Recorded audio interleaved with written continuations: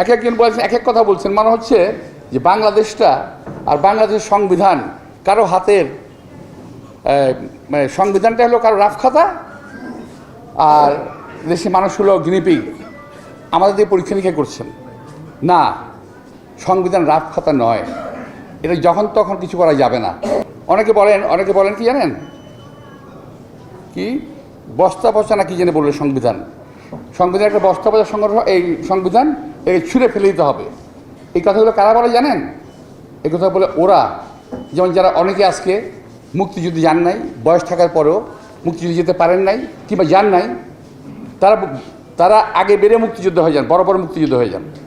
যারা এই আন্দোলনে অংশগ্রহণ করার কথা ছিল কিন্তু অংশগ্রহণ করেন নাই, এই দেশ থেকে পালিয়ে গেছেন বিদেশে,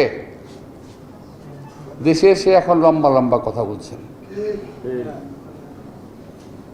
আরে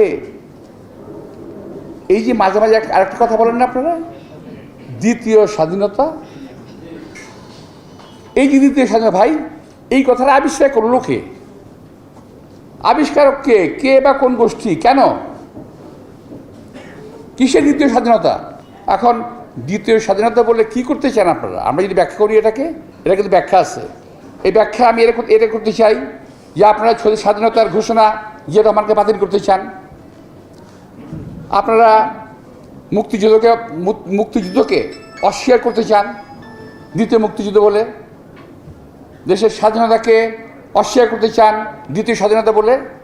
এটা হলো ব্যাখ্যা, আমার ব্যাখ্যা। আপনাদের ব্যাখ্যা কিসের আপনি জানাবেন দয়া করে, আমরা জানতে চাই, জাতি জানতে চায়।